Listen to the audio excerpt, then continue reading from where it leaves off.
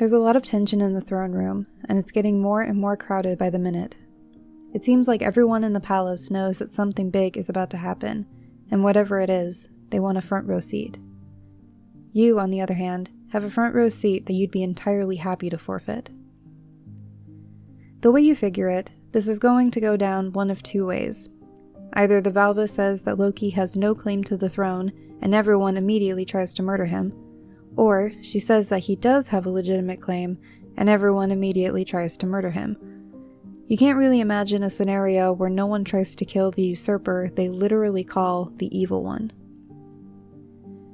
Everyone seems to be moving towards specific positions in the throne room, and you can only assume that they're getting formal in preparation for what might end up being the announcement of their new king.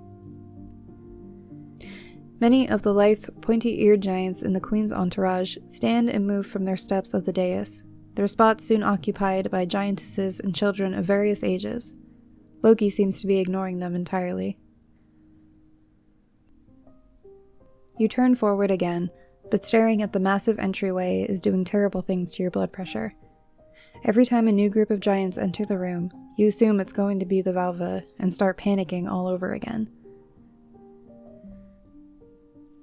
There's a new group of what you guess must be the true frost giants hanging out in a pack not far from where you're bundled up, because they're tall and honestly kind of rough looking. Laufey's kids must take after their moms, you decide.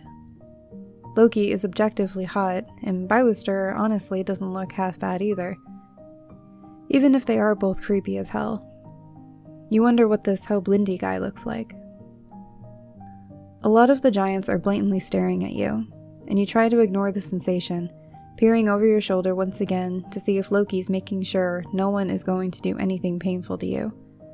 But he's busy surveying the room. Several of the giantesses seated on the steps of the dais are openly gawking at him, some with disgust, some with fascination, and some with a mixture of the two. Staring must just be a thing here. As if on cue, Bylister makes eye contact, and it must have catched Loki's attention, because he turns and looks at you too, frowning slightly. Damn it. You turn scarlet and huddle down into your blankets. Maybe you should start putting some of your energy towards coming up with an exit strategy for when things start to inevitably go south. You can't really think of anything viable though. Even if you gave the giants the slip, the climate will kill you, and quickly. And even if you somehow manage to survive the freezing temperatures, there are clearly a lot of wild animals that would be delighted to find a tasty little snack like you wandering around all alone. There's also the fact that the freaky magical space portal that dropped you here was apparently a one-time thing. From what you can gather, Loki is your only ticket back to Earth. You can still feel his eyes on the back of your head, and you pull your cloak more snugly around your shoulders. You're screwed. That's all there is to it. You are at the mercy of superpowered shapeshifters who like plotting hostile takeovers of entire planets. Fantastic. There is an unpleasant wailing sound that kind of reminds you of a bugle, and all of the giants in the throne room seem to perk up and turn their attention towards the open doorway. Oh god. You honestly feel a little lightheaded, and perversely enough, you suddenly wish that you were at Loki's feet, his reassuring hand on your head. Messed up. It's only been a few days and I'm already messed up. Skadi and a group of similarly attired giantesses appear first through the doorway. The twins Gjalep and Griep among them, though you've already forgotten which is which. There are some of the usual burly soldier types in the little processional as well, and they step to the side and form a pathway to the dais. It's all very showy, and your teeth clench in anticipation. But the giants that walk towards the throne then are not really what you expected. They certainly don't seem as fearsome as their escorts, at least. First in the line are a boy and a girl, likely around the same age as you. Well, relatively. They look young at least, and they're slightly small and lithe, their blue skin a few shades lighter than that of Farbauti and her kin. Perhaps most startling, both of them have hair that is platinum blonde, almost white. You haven't seen any giants with anything other than black hair so far, and some of them don't even have hair to begin with. They're also wearing plenty of clothes, and they don't seem very worried about how weak it might make them look. In fact, if anything, they look completely oblivious to the stares of the crowd. Following along behind them is probably the oldest giant you've seen so far. Shoulders visibly stooped from age, her fingers wrapped around a long, shining silver staff. Her hair is just as white as the boy and girl in front of her, though hers is cropped short. Jeez, if most of these giants are thousands of years old and don't look a day over 20, how old is this lady? 1,000,000? You think. A few more giants follow behind her, and you realize that none of them are over 7 feet tall. Must be a storm giant thing. Hadn't the queen made some snide comment about Loki's mother being petite? They're still pretty terrifying, even if they're relatively small compared to the rest of the room, and you notice that most of them are armed in one way or another. The boy and girl walk to the foot of the dais, and the old giantess, who can only be the Valva, comes along with them, while the rest of the giants and their party blend into the crowd. The girl throws her head back, her hand on her hip. Loki Laufeyson of the Stormer Nyar has summoned the Valva before him to bear judgment. Here stand I, Heiðr, daughter of Hrimnir, and I speak for the Valva. And here I stand, Hrossþjófr, son of Hrimnir, and I speak for the Stormer Nyar. The boy beside her declares. You feel, yet again, like you've fallen into some kind of medieval fantasy novel, and you risk a glance over your shoulder to see how Loki's taking this latest development. He's sprawling on his makeshift throne, a small smile on his lips. Of course, nothing ever gets the freaking god of chaos down. Except maybe getting stabbed through the chest. He'd definitely be pretty furious about that. Here I sit, Loki, son of Laufey, god of mischief, rightful king of Jotunheim. And I speak for myself. He replies, his smooth, cool voice surprisingly loud in the silent throne room. There are some murmurs in the crowd, so you assume he's being intentionally rude. But you also think that you see the Valva crack a small smile. God, Loki, please don't start a riot. Her escorts seem less amused.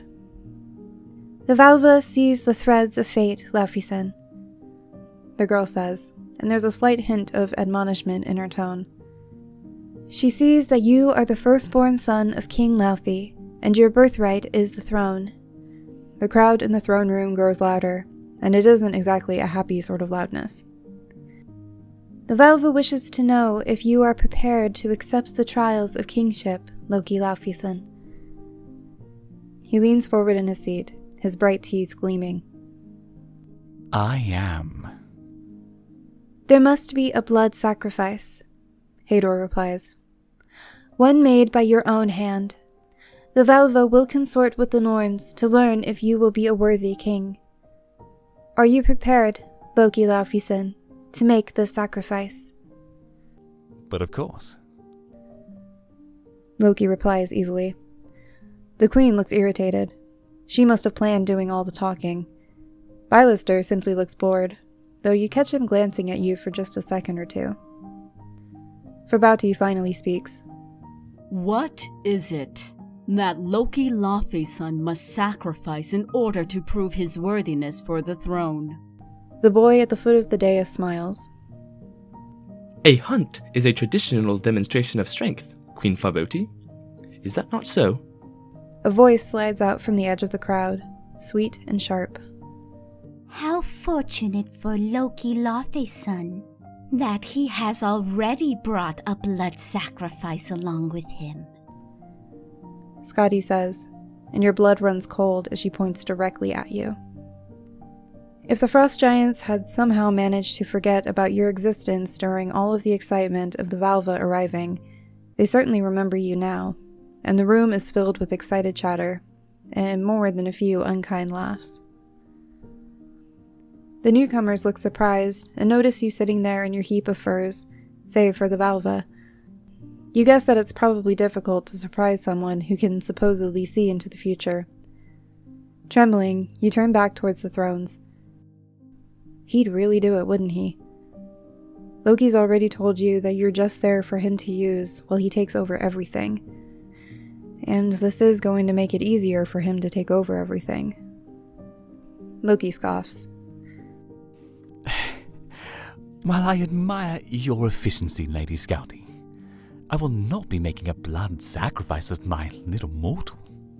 For one thing, she has very little blood to spill. There are actual, genuine laughs at that, but you're far too relieved to care. Show the Valva and her kin to their chambers. Then we shall feast and await her instructions for the making of the future king. The Queen declares. One of the massive giants that you remember the Queen talking to when you first arrived at the palace steps forward and bows, and the storm giants follow him from the throne room, the buzz in the crowd swelling in their wake. All that went better than expected, honestly. Or at least it seems to be going pretty well, so far. You're still alive, and Loki's still got that stupid, arrogant smile on his face. So maybe it's all going according to plan. The hall falls back into gossiping crowds of giants, and though it's much louder than before, it seems like the show is mostly over. For now. You squeeze your eyes closed and try to drown it all out. As some of your fear recedes, you become increasingly pissed that Skadi actually suggested sacrificing you. Come on, you tell yourself. Daydream about something nice. Something light and pleasant. Instead, your stupid brain conjures up the image of Loki in the steam pool, his stupidly pretty hair curling slightly around his stupidly perfect face. Damn it. This place is not good for your sanity. When you give up and open your eyes, you notice you've got company. Griep and Gjalep have arrived, and the white-haired girl and boy from the Valva's entourage are with them. What are their names again? Something with an H? They're all staring at you, apparently captivated. You're honestly getting pretty tired of being so captivating. By the Jinunka Gap, it truly is immortal, the girl remarks, eyes wide. Up close, you realize that the boy and girl almost look identical, save for his short hair. They did name the same father, didn't they? You peer up at them, suspicious. Are you twins too? The boy crouches down, grinning. She speaks. We are mortal. This surprises you? It's just, twins are rare. Where I'm from. Earth. Midgard. Not so on Jotunheim. He reaches out and pulls back your hood, and his smile widens. What is it with the giants just touching you whenever they want? What an interesting fate you have. His twin crouches at his side, cocking her head, her fingers skimming over your leg. Loki Laufeyson has charmed her. Her voice is matter-of-fact. Can she do magic too? Can you feel it, Hrossþjófr? He nods, and you shiver as he tucks a strand of hair behind your ear. It is a strong charm, Heiðr. There's a faint stinging where his fingers rest behind your ear, and your arm suddenly burns. Hrossþjófr tuts. He has injured her also, Heiðr. The girl, Heiðr, seizes your hand and pushes up your sleeve, revealing a dark purple bruise. Your stomach churns. It's where Loki had crushed your arm so tightly when Farbauti first mentioned his mother. With all of the chaos and adrenaline, you must have blocked it out. He has. How cruel. He could heal her with his Seidr, if he wished. Heiðr says. Come in, Unga. Loki and Illy says that we might take you to the kitchens. There is a fire and food, and the children of Rimnir require something to eat after their travels. Griep says. The terror in your eyes must be evident, because she pats your head. Oh, you will not be punished. He wants you out of the way while the sacrifice is discussed, I believe. You are a distraction, and it is a serious occasion. She reassures you. Oh, okay. You whisper, and you aren't entirely certain how you manage to make it to your feet, but you do. If something is sketchy about this, then Loki will swoop in and stop it. You assure yourself. But he doesn't, and you grit your teeth as the two set of twins escort you around the edge of the throne room and towards the doorway. Lying bastard. He said he wouldn't let me out of his sight. But then you think about the way Skadi's eyes glittered as she offered you up as the royal blood sacrifice, and you decide that maybe he is actually looking out for you. Maybe.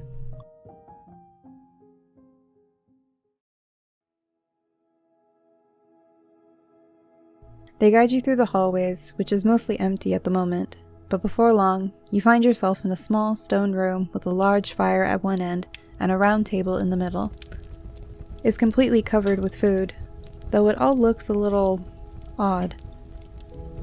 This is where the servants sometimes eat. But I thought that you may find it comforting in Anga. Does it remind you of your home? Gjalep says. You blink up at her. Does she really think you live in a place like this? Maybe if you lived in the Middle Ages. Part of you wants to correct her, but another part of you appreciates the gesture. And at least there's a fire. Thanks. The fire is nice. You may sit by the fire, little one. Griep slides into one of the seats around the table, and you curl up against the stone hearth. The floor isn't exactly what you'd call comfy, and you kind of almost miss your nest. And the bed. You actually miss Loki's bed. The rest of the young giants settle in around the table, and it doesn't take long for them to tear into the food. You wonder if it's safe for you to eat. Here, mortal. Heiðr holds a bowl out to you, and you take it, though it's mostly to be polite. You aren't planning to eat anything without Loki there to check it. Her lips quirk up into a smile. It is safe for you to eat, Inunga. Loki Laufeyson himself had sent it here for you. The bowl is full of some kind of thinly sliced meat, and there are some more of the tubers from breakfast in there too. It smells pretty good, all things considered.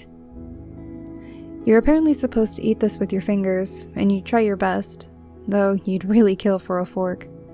As you shove food into your mouth, you glance up at the two sets of twins at the table, examining their features. The boy notices. What are you searching for, mortal? You may speak. Great, thanks for the permission. I was just wondering why you look different. All of the tribes, I mean, the pointed ears, the pointed teeth, all that. You shrug. It's an awkward finish, like most of the other interactions with the giants, and your cheeks flush. Curious little creature, are you? Hrossþjófr laughs, pushing his plate aside.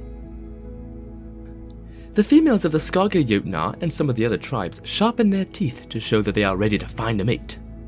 Is that not so? Griep nods. Her sister is busy in a whispered conversation with Heiðr on the other side of the table. She bares her teeth for a moment, showing off their smoothness. My sister and I are young. We are near the age for it, but we are not ready to find husbands yet. Oh. Is there a reason for it being, your teeth? There is always a reason for everything. Leaning forward, Hrossþjófr smiles, and the firelight sparks in his eyes. Mating is a primal expression of dominance, little mortal. Our women are strong, but our men are far stronger. It gives them a fighting chance.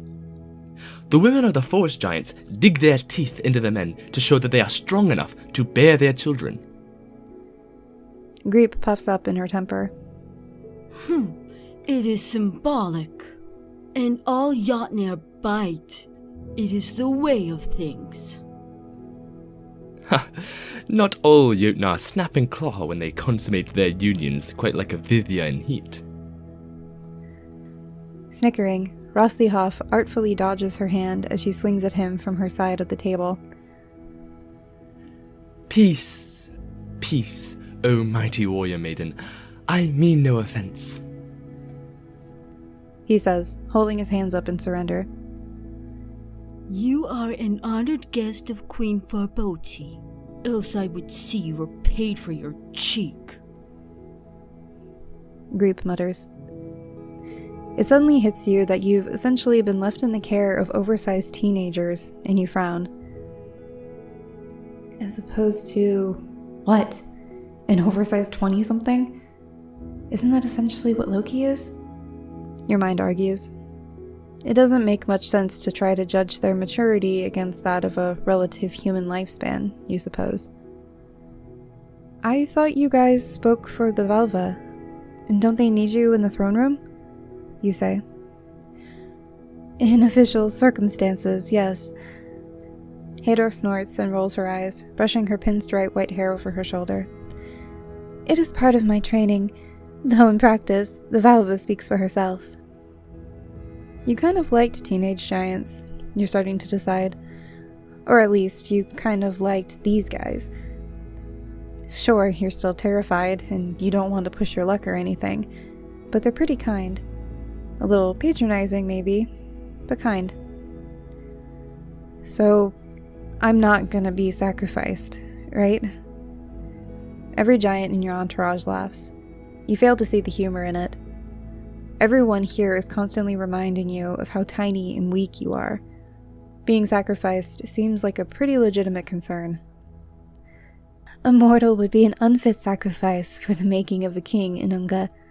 There is no challenge in it. Heiðr says. Hrossþjófr nods decisively. Sister is right.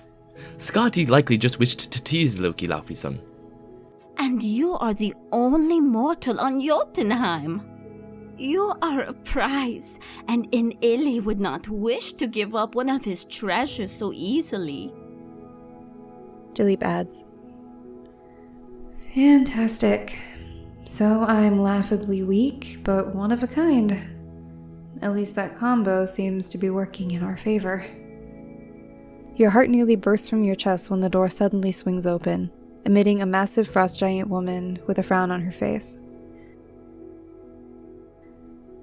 It has been decided, she says to the others, entirely ignoring your presence. Loki Laufey-son is to become king. Her voice curls sourly around the title, and her eyes finally flicker down to you, only for a tense moment. It will be announced at the assembly. Children of Rimnir, your presence is required in the throne room. The giantess scowls back at you, and she turns to leave. And bring Loki's mortal.